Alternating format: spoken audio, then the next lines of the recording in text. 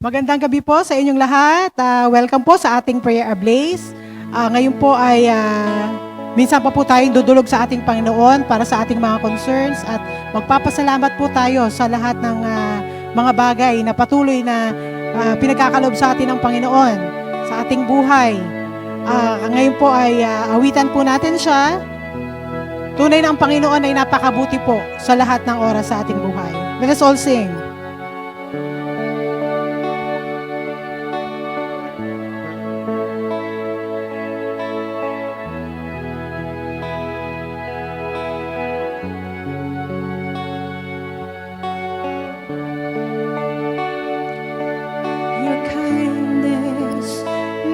To repentance, your goodness draws me to your side, your mercy calls me to be like you, your favor is my delight. Every day I'll awaken my praise and pour out a song from my heart.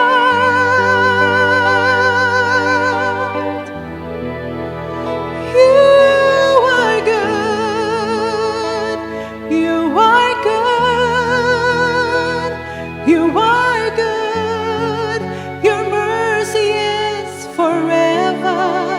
You are good, you are good, you are good, your mercy is forever.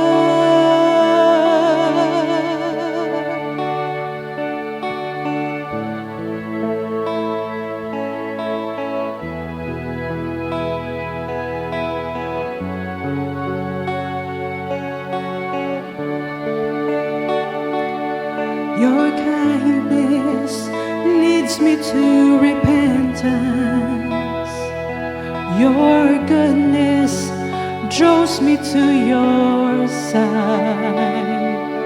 Your mercy calls me to be like you. Your favor is my delight. Every day I'll awaken my praise and pour out a song from my heart.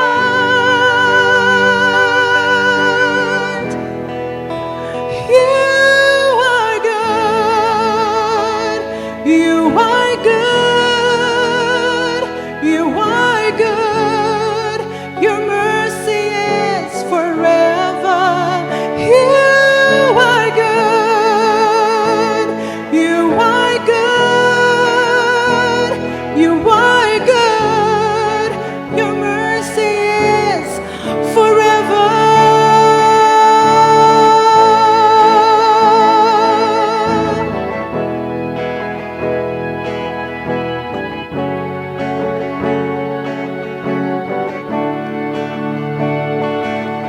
Your kindness is forever, your goodness is forever, your mercy is forever, forever. Lord, your kindness is forever, your goodness is forever, your mercy is forever, forever. Your kindness is forever, your goodness is forever, your mercy is forever, forever. Lord, your kindness is forever, your goodness is forever, your mercy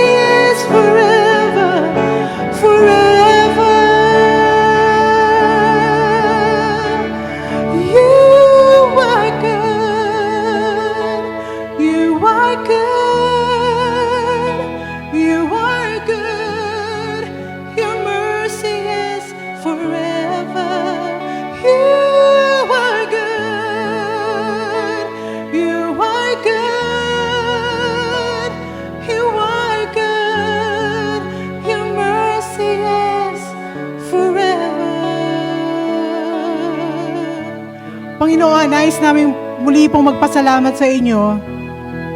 Nais po namin, Panginoon, muli itaas ang pangalan mo. Wala pong ibang pangalan ang nais naming tawagan kundi ikaw, Panginoon. Sapagkat ikaw lamang po ang mabuti, Panginoon. Ikaw lamang po, Panginoon, ang mahabagin. Ikaw lamang po ang may pag-ibig na kung saan ay hinahanap ng bawat isa na sa'yo lamang, Panginoon, namin makakamtan, Panginoon. Salamat po sa salvation, sa kaligtasan, sa buhay na iyong inoffer, Panginoon, upang kami maligtas, O God. Tunay, Panginoon, na ang iyong offer of salvation ay nandyan lamang. Kaya nais namin, Panginoong, malaman ng bawat isa ang kahalagahan, Panginoon, ng pag-ibig mo, ng pagtanggap namin sa iyo, Panginoon. Salamat, Panginoon, sa buhay na ito na pinagkaloob mo sa bawat isa sa amin. Ngayong gabi, Panginoon, kami dumudulog sa iyo. Hindi lamang, Panginoon, para sa aming mga sarili, kundi para papurihan ka, Panginoon, para idulog namin sa iyo ang aming mga concerns, para sa aming bansa, para sa aming mga Pilipino, para sa aming mga kapatid sa pananampalataya, sa lahat, Panginoon, ng mga anak mo, Panginoon, na ngayon ay humaharap, Panginoon, sa isang pandemya. Panginoon, alam namin that you are in full of control, Panginoon. Ikaw, Panginoon, ang nakakaalam lahat ng bagay. Ikaw rin ang lahat na magbibigay ng solusyon. All we have to do is to trust you and to praise you forevermore, O God. Na ikaw lamang ang dapat naming itaas, pasalamatan ka dahil sa kabutihan mo. Kaya nawa, Panginoon, sa gabing ito ay ibinabalik namin lahat ang papuri sa iyo, ang karangalan na ikaw lamang, Panginoon, dapat kumuha, Panginoon. You are truly good, O God. You are truly merciful, O God. You are so kind to us, Panginoon. Kaya patuloy ka naming aawitan. Patuloy naming itataas ang pangalan mo. Salamat po, Panginoon. Salamat po sa iyo. Let us all sing. Your kindness is forever. Your goodness is forever. Your mercy is forever, forever. Your kindness is forever. Your goodness is forever. Your kindness is forever, forever. You are good. You are good. You are good. Your mercy is forever. You are good. You are good. You are good. Your mercy is forever. In the mighty name of Jesus, we give all the praises, we give all the thanks to you. Amen, amen, and amen. Okay, magandang gabi po muli mga kapatid. Webis na naman po, and of course, prayer ablaze, panahon po ulit ng pananalangin. Ano nga po ba yung mga dapat patuloy pa po natin ipag-pray? Of course, patuloy pa po natin ipag-pray yung situation natin ngayon na tayo po ay nandun pa rin si COVID-19. So, patuloy pa rin natin siyang ipag-pray na mawala na yung government, yung mga frontliners, especially yung mga medical frontliners. Continue to pray pa rin, And then of course, sunod na ipag-pray natin yung mga estudyante tsaka yung mga guro right now na mula nung Lunes nag-umpisa yung pasukan. Of course, may mga struggles about connection sa internet, about sa modules, about sa communications ng mga bata, about yung mga learning materials. Marami pong mga struggles diyan, ipag-pray rin natin na maka-adapt na po lahat, yung estudyante, magulang, tsaka yung mga guro, dito po sa ating tinatawag na new normal. Pero isa pa ho yung concern ko ngayon, yung patungkol po sa church. Of course, alam naman natin na nung nagkaroon ng COVID-19, actually, ang church po ay hindi na exempt sa epekto po nito. Maraming taga-church o maraming tayong mga kapatiran nang naapektuhan yung trabaho, nabawasan ng kita, nawalan ng kabuhayan, nag-iba ng trabaho, so na-displace pagdating sa pagtatrabaho. So yan po yung mga concern natin ngayon, which is parang ang epekto po nung araw, kumbaga nung araw, i-describe mo sa bayan ng Israel, abay, para pang ang church ngayon, parang mga tupa na nagkalat-kalat. Ano po? Actually, in relation to that, gusto kong basahin yung sabi ng ating Panginoon. Doon po sa Matthew 9:35 hanggang 36. Ito yung sabi ho, no? Jesus went through all the towns and villages, teaching in their synagogues, proclaiming the good news of the kingdom and healing every disease and sicknesses. Sabi ganun. Sa verse 36, ito, when he saw the crowds, he had compassion on them because they were harassed and helpless like sheep without a shepherd. Actually, ang context po nito, yung mga tao po, yung mga Israelita nung panahon po ni Christ, nagturo si Christ, nagpagaling, iprinoclaim niya yung kingdom ng Panginoon, and then yung mga tao nakinig sa Kanya.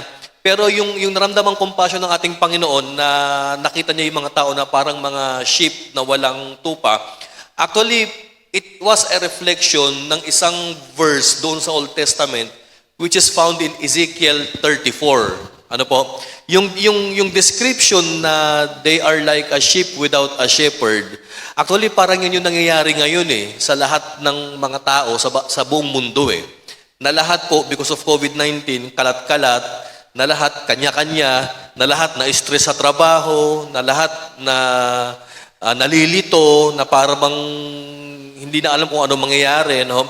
Ganyan po yung parang description ngayon. Ano po? So, dito po, in relation dun sa binasa po natin sa Matthew, yung babasahin po natin ngayon, yung pangalawa, na matatagpuan po sa Ezekiel 34, 4 hanggang 5. Ganito naman yung sabi niya, no?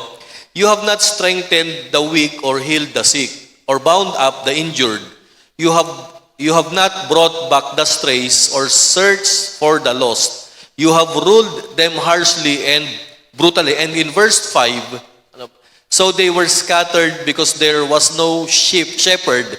And when they were scattered, they became food for all the wild animals. Nakita niyo po yan? Ano po?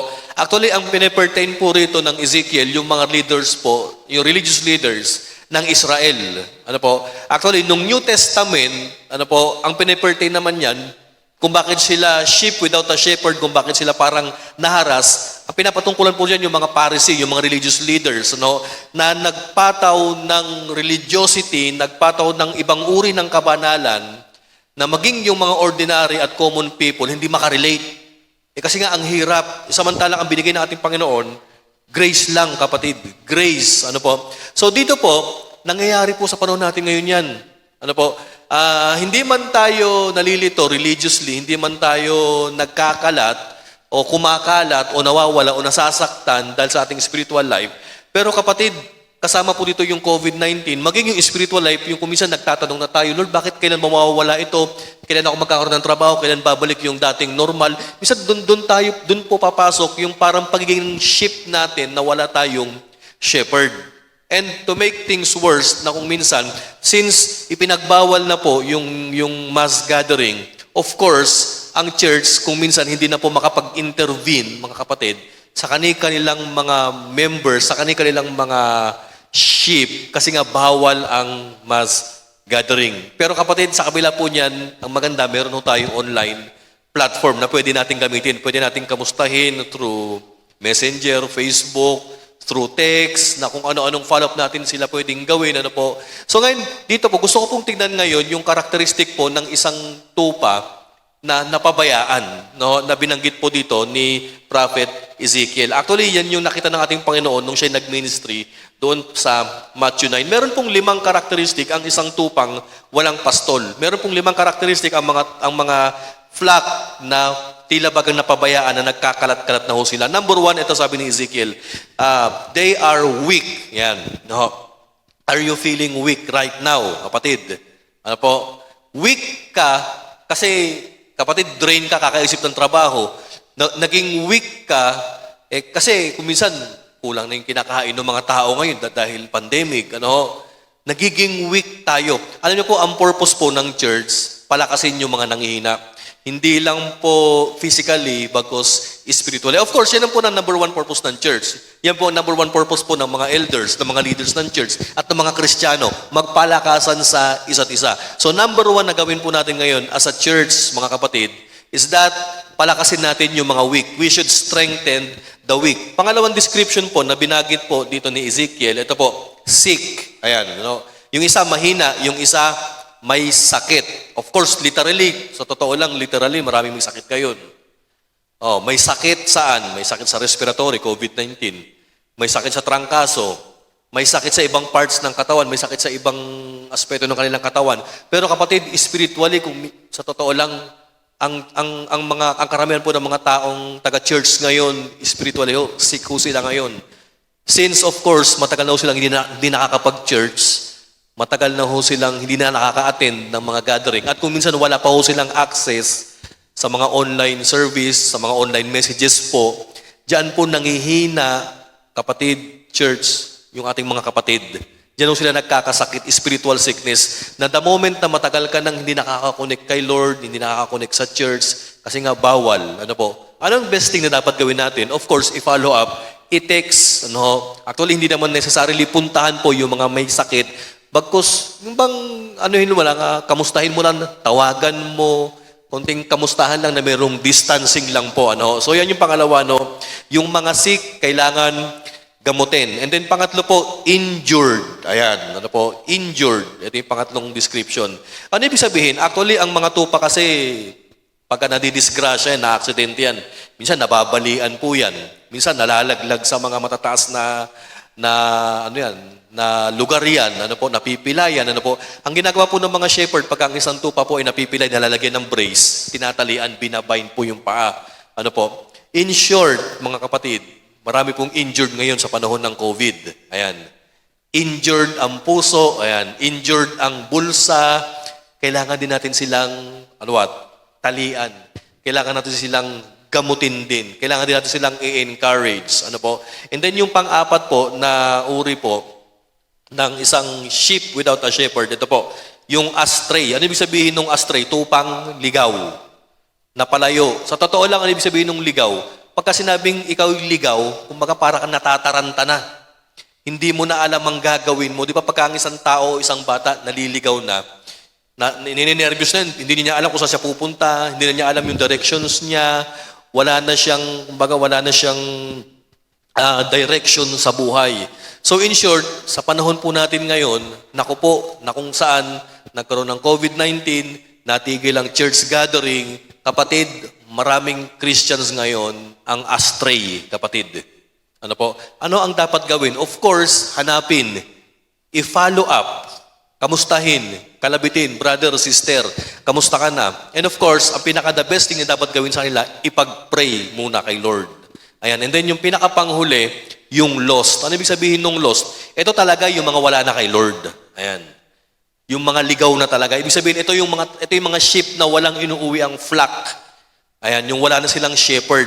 Actually, ito pinakamarami ngayon, yung lost, kapatid. Kukunti lang po ang believer ngayon sa buong mundo, pero ang pinakamarami pa rin, yung nire-represent po ng mga lost. Ano ang dapat gawin sa mga lost? Sharean. I-share si Jesus Christ. I-share yung pag-ibig ng ating Panginoon, kapatid. I-share po sa kanila yung kaligtasan na matatagpuan po sa ating Panginoong Hesukristo. Dito na po ako magtatapos. Alam niyo po, ito dapat ang ipag-pray po natin ngayon. Na kanina nagkaroon kami ng mentoring nila Pastor Pai, nila Pastor Oriel. Ang sabi po nila sa akin, kailangan balikan mo. Kailangan wag nating sabihin sa church na palagpasin muna natin si COVID saka tayo humataw. Hindi daw ganoon eh. Kailangan habang nandyan si COVID, gawin pa rin natin yung purpose natin bilang church. Ano po yung purpose natin bilang church, kapatid? Pagalingin yung mga spiritually na may sakit, pagalingin yung mga tupang nangihina, hanapin yung nawawala, i-redirect yung mga na-led astray, and then yung mga may sakit, gamutin, mga kapatid. So, i-follow up po natin sila. Actually, yan po yung ipagpe-pray natin ngayon, na ma-strengthen po muli yung church at maibalik po muli tayo sa ating purpose. So, yan po ay yung mga bagay na ipagpe-pray natin. Ngayong COVID-19, hindi po dapat na maging dahilan po na maglaylo tayo, mag-slow down tayo. Hindi po. dapat po sa kabila niyan, tuloy pa rin tayo. Ano po, may COVID o wala, itutuloy natin yung ating mission sa ating Panginoon. Ano po? So yun lang po yung ating ipanalangin ngayon mga kapatid. Sige po. Okay, tayo po ay sama-samang manalangin sa ating dakilang Diyos. Tunay na patuloy nating harapin ang lahat ng mga pagsubok sa buhay natin dahil tunay na ang bawat isa ay mayroong kanya-kanyang pagsubok.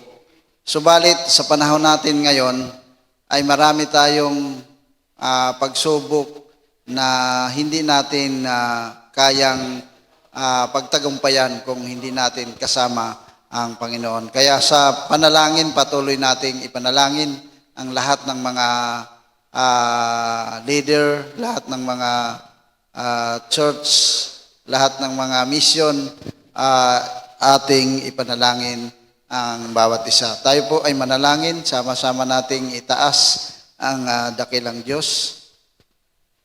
Aming Diyos na dakila, salamat ng marami sa iyo, Panginoon, dahil patuloy mong iginawad ang iyong pagpapala sa bawat isa sa amin, lalo na sa pag-iingat at kalakasan na ibinigay mo.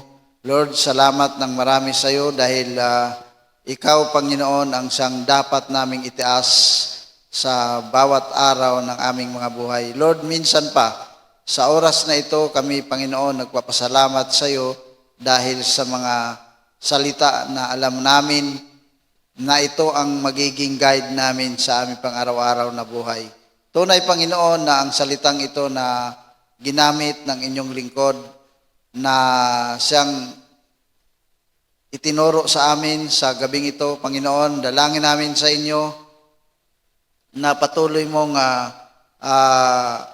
bigyan ng kapangyarihan ang salitang ito dahil alam namin na ito ang siyang magbibigay sa amin ng kalakasan sa aming pang-araw-araw na buhay. Lord, tunay na ang salitang ito ay iniwan mo sa amin para maging isang guide namin sa aming pang-araw-araw na buhay na kung paano mo ibinigay ito sa amin ay maging isang bagay na aming gagawin na obligasyon o tungkulin ng bawat isang leader na ipaalala na kayo ang Diyos na makapangyarihan na siyang nag-aayos ng aming mga buhay at patuloy na nagbibigay ng lakas sa lahat ng oras, sa lahat ng panahon na kami, Panginoon, ay patuloy na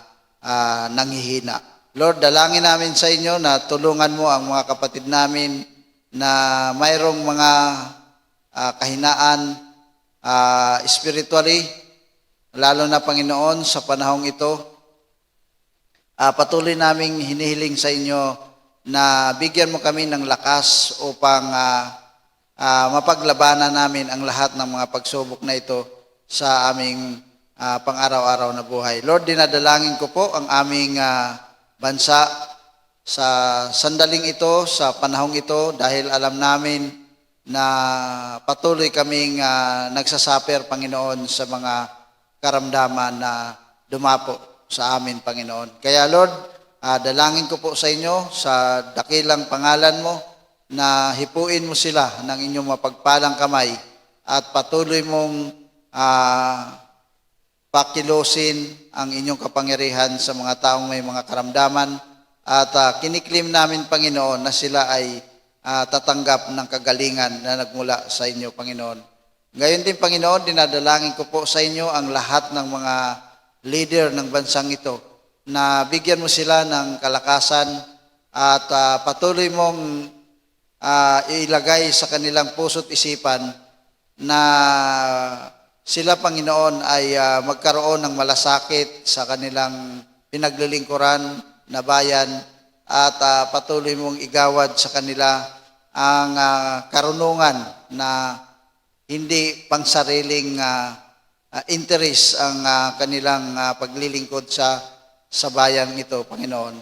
Dahil alam namin, Panginoon, na kung hindi ka naging sentro sa kanilang mga buhay, ang mamamayang Pilipino ay magsasaper dahil sa kanya-kanyang kaisipan ng bawat isa. Kaya Lord, dinadalangin ko po sa inyo, bigyan mo sila ng malawak na pangunawa at tanggapin nila, Panginoon, kung anuman ang ninanais mo at patuloy nilang matakot sa iyo, Panginoon, na gumawa ng hindi karapat-dapat sa inyong paningin at patuloy naming dinadalangin sa inyo na maghari ang inyong kalooban sa bawat isa sa amin. Panginoon, dinadalangin ko po ang aming presidente, ang lahat ng kanyang kabinete, patuloy mo siyang bigyan ng kalakasan, patuloy niya mapaglingkuran ang Pilipino at ang kanyang kalusugan, Panginoon, patuloy mong igawad ang kalakasan dahil alam namin, Panginoon, na siya ay nasa edad na, kaya Panginoon, dalangin namin sa inyo na patuloy mo siyang ingatan. Lord, sa aming mga kapatid na nasa malayong lugar, sa lahat ng mga